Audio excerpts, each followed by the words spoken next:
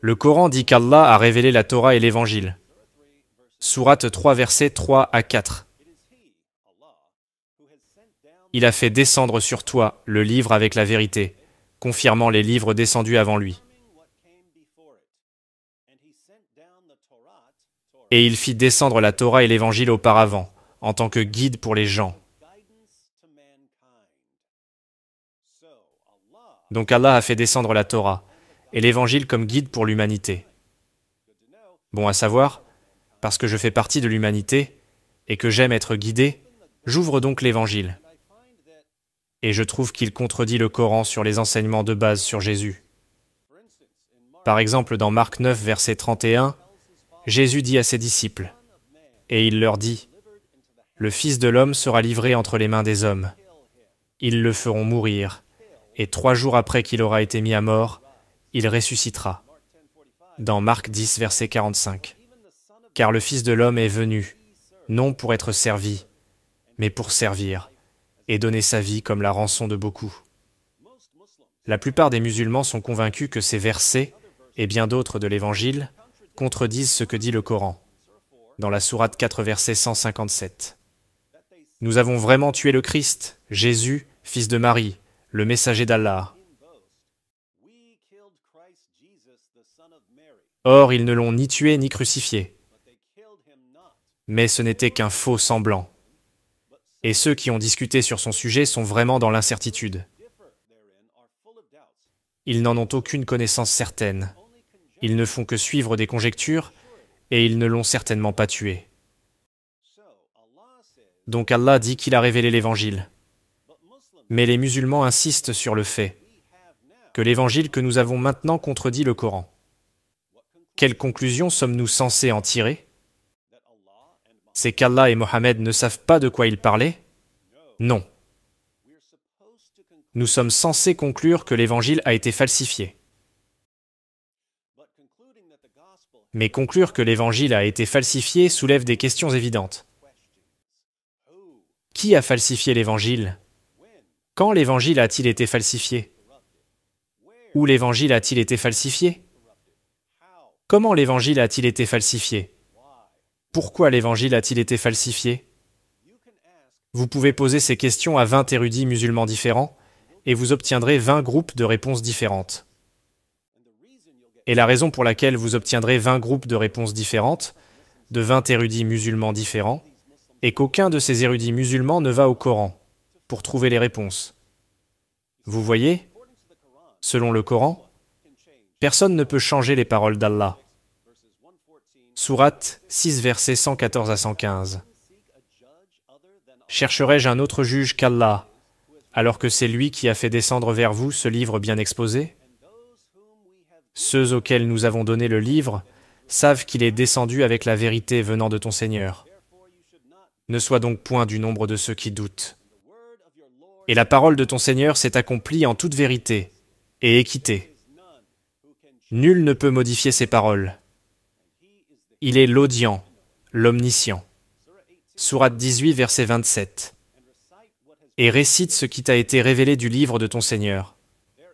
Nul ne peut changer ses paroles. Et tu ne trouveras, en dehors de lui, aucun refuge. Donc dans le Coran, Allah affirme que personne ne peut changer ses paroles. C'est pourquoi les érudits musulmans ne consultent pas le Coran, pour découvrir qui a changé les paroles d'Allah dans l'Évangile. Ils doivent se tourner vers leur propre imagination, et finissent par dire que l'apôtre Paul a falsifié l'Évangile, ou que les chrétiens au concile de Nicée ont falsifié l'Évangile, et ainsi de suite. Mais je suis là pour aider ceux qui manquent aux érudits musulmans. C'est que, si vous ignorez ce qu'Allah dit que personne ne peut changer ses paroles, et que vous affirmez, contrairement à ce que clairement Allah a dit, que l'Évangile a été falsifié, alors le Coran vous dit qu'il a falsifié. Permettez-moi de le répéter encore une fois. Le Coran déclare à plusieurs reprises que personne ne peut changer les paroles d'Allah. Mais si vous dites, malgré ce qu'Allah dit, que l'Évangile a en fait été falsifié, alors le Coran vous dit exactement qui l'a falsifié. Le Coran nous donne la réponse. Les érudits musulmans ignorent simplement la réponse du Coran à la question de savoir qui a falsifié l'Évangile. Et c'est là que j'interviens. Je vais vous montrer tout de suite qui a falsifié l'Évangile, selon le Coran. Pour résoudre ce mystère, je passerai en revue 7 faits. 7 faits qui pointent vers une conclusion inévitable. Voici les faits. Fait numéro 1. Le Coran déclare que Jésus était un messager d'Allah et un prophète de l'islam. La sourate 19, versets 23 à 33, nous dit que Jésus a commencé à prêcher la théologie islamique, étant un bébé. Et la sourate 42, verset 13, dit que Jésus a prêché le même message que Noé, Abraham, Moïse et Mohamed. Fait numéro 2. Le Coran déclare que Jésus a gagné un certain nombre de disciples, qui étaient musulmans. Donc Jésus a passé toute sa vie à prêcher l'islam, et il a réussi. La sourate 3, verset 52, et la sourate 5, verset 111, disent que ses disciples se sont convertis à l'islam. Fait numéro 3. Dans le Coran, Allah promet à Jésus que ses disciples seront supérieurs aux incroyants jusqu'au jour de la résurrection. Sourate 3, verset 55. Rappelle-toi, quand Allah dit « Ô Jésus, certes, je vais mettre fin à ta vie terrestre, t'élever vers moi, te débarrasser de ceux qui n'ont pas cru, et mettre jusqu'au jour de la résurrection ceux qui te suivent au-dessus de ceux qui ne croient pas. Puis, c'est vers moi que sera votre retour, et je jugerai entre vous ce sur quoi vous vous opposiez. Puisque le jour de la résurrection n'est pas encore arrivé, la promesse d'Allah est toujours en vigueur. Fait numéro 4. S'il y avait des Juifs du 1er siècle qui se sont convertis à l'islam grâce à la prédication de Jésus, ils n'ont pas duré très longtemps. Nous avons beaucoup d'informations historiques sur les disciples de Jésus. Mais nous n'avons aucune preuve que l'un d'entre eux ait cru à quoi que ce soit qui ressemble de loin à l'islam. Les disciples dont nous avons des archives ont proclamé la mort de Jésus, sa résurrection et sa divinité. Donc si Jésus avait des disciples musulmans, comme le prétend le Coran, ils étaient tellement insignifiants et sans conséquence que nous n'avons aucune trace d'eux, ou même qu'ils aient jamais existé. Ils ont dû être remplacés d'une manière ou d'une autre très tôt. Puis ils ont complètement disparu de la mémoire. Fait numéro 5. Selon l'islam dominant. Allah, dans la sourate 4, verset 157, a utilisé le pouvoir de l'illusion pour tromper les gens, et les a convaincus que Jésus est mort sur la croix. L'histoire montre que les premiers disciples de Jésus étaient convaincus qu'il était mort sur la croix, et qu'il était ressuscité des morts. Mais selon l'islam orthodoxe dominant, où les disciples ont-ils eu l'idée que Jésus est mort sur la croix?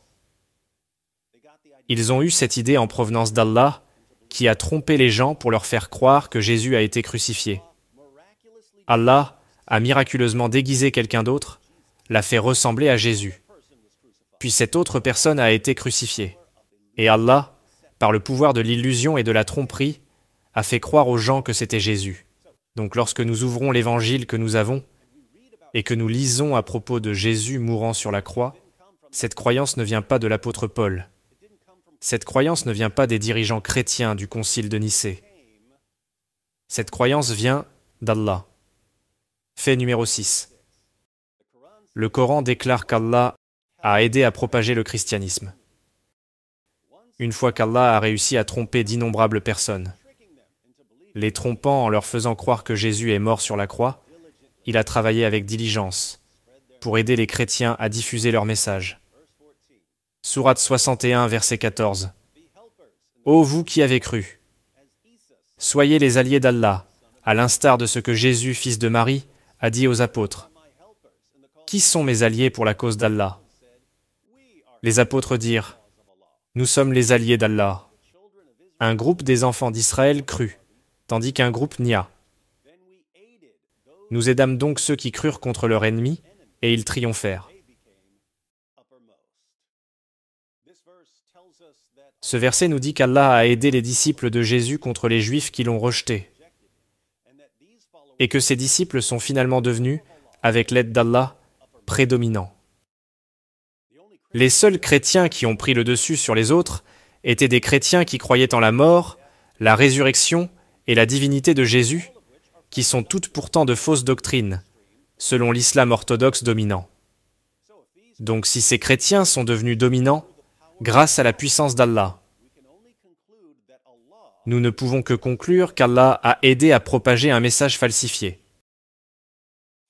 Fait numéro 7. Le Coran affirme l'inspiration, la préservation et l'autorité des écritures chrétiennes, dans la sourate 7, verset 157. Allah fait référence à ceux qui suivent le messager, le prophète illettré qu'ils trouvent écrit avec eux dans la Torah et l'Injil.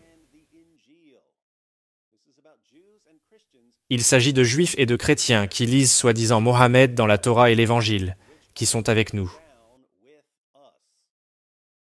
Dans la sourate 5, verset 47, Allah dit « Que les gens de l'Évangile jugent d'après ce qu'Allah y a fait descendre. Ceux qui ne jugent pas d'après ce qu'Allah a fait descendre, ceux-là sont les pervers. Pourquoi Allah nous ordonne-t-il de juger par l'Évangile, alors qu'il sait que nous avons un Évangile falsifié ?» Sourate 5, verset 68. Allah dit à Mohammed de dire aux Juifs et aux chrétiens, « Dis, aux gens du livre, vous ne tenez sur rien, tant que vous ne vous conformez pas à la Torah et à l'Évangile, et à ce qui vous a été descendu de la part de votre Seigneur. Comment pouvons-nous rester fidèles à l'Évangile si nous n'avons pas l'Évangile ?» Ces passages et bien d'autres du Coran supposent que nous avons toujours l'Évangile, inspiré, préservé et faisant autorité. Donc Allah a révélé l'Évangile. Mais l'Évangile que nous avons dit que Jésus est mort sur la croix, ce qui, selon nos amis musulmans, contredit le Coran. Et ils nous disent que l'Évangile a dû être falsifié, parce qu'il contredit le Coran. Bien. Qui l'a donc falsifié? Ne blâmez pas l'apôtre Paul. Ne blâmez pas du tout les chrétiens. Blâmez Allah. Si les musulmans veulent croire que l'Évangile a été falsifié, ils doivent croire qu'Allah est celui qui l'a falsifié. Et maintenant, nous avons quelques questions pour nos amis musulmans. Premièrement, pourquoi Allah a-t-il falsifié le message de Jésus et par ce fait, détruisant tout ce que Jésus a travaillé si dur pour accomplir? Deuxièmement, pourquoi Allah a-t-il dit à Jésus que ses disciples seraient supérieurs aux incroyants jusqu'au jour de la résurrection? Allah ne savait-il pas qu'ils étaient sur le point de falsifier le christianisme en faisant croire aux gens que Jésus était mort sur la croix? Troisièmement, si l'Évangile fut révélé par Allah, comme le prétend le Coran, pourquoi ne l'a-t-il pas préservé au lieu de le falsifier?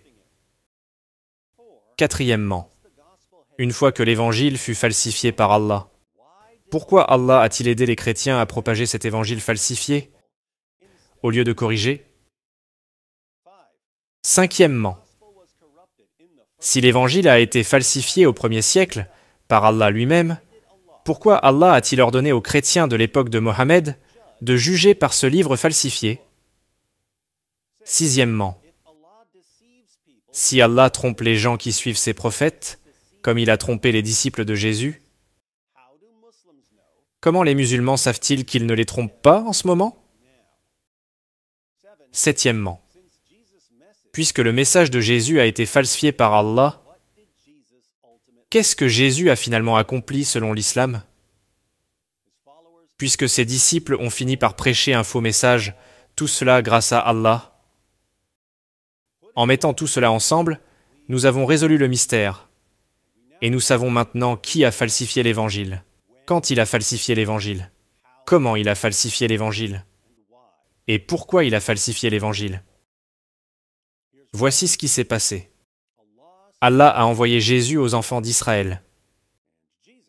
Et Jésus, grâce à sa prédication puissante et ses miracles étonnants, a gagné un certain nombre de convertis qui étaient musulmans. Allah a décidé d'enlever Jésus, mais il a promis à Jésus que ses disciples seraient supérieurs aux incroyants jusqu'au jour de la résurrection. Malheureusement, Allah a très vite oublié cette promesse. Et il a trompé les disciples de Jésus en leur faisant croire qu'il était mort sur la croix, donnant finalement naissance au christianisme et à un évangile falsifié. Puis Allah a oublié qu'il a falsifié l'évangile, et il a aidé les chrétiens à diffuser leur message jusqu'à ce qu'ils prennent le dessus sur ceux qui rejetaient Jésus. Finalement, Allah a révélé le Coran. Mais à ce moment-là, Allah ne se souvenait plus beaucoup de ce qui s'était passé. Alors il n'arrêtait pas de se vanter du fait que personne ne pouvait changer ses paroles. Et il n'arrêtait pas de dire aux chrétiens de juger par l'évangile que nous avons encore, et qui a été tragiquement falsifié par Allah lui-même. La seule conclusion que nos amis musulmans peuvent tirer de tout cela est qu'Allah souffre de démence depuis très très longtemps. Il a essayé, mais il ne se souvient tout simplement pas des choses qu'il dit, promet et falsifie. Si nos amis musulmans veulent adorer un Dieu qui ne souffre pas de démence et qui n'est pas un escroc cosmique, qui trompe les gens et sape le travail de ses propres prophètes et crée accidentellement de fausses religions, ils auront besoin de chercher ailleurs que dans l'islam. Si vous souhaitez voir un problème encore plus important dans l'islam, assurez-vous de regarder ma vidéo sur ce que le Coran dit vraiment à propos de l'Évangile, où je passe en revue chaque verset du Coran qui mentionne l'Évangile.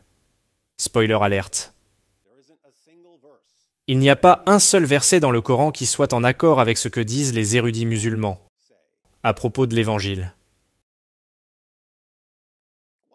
Pourquoi est-ce ainsi ?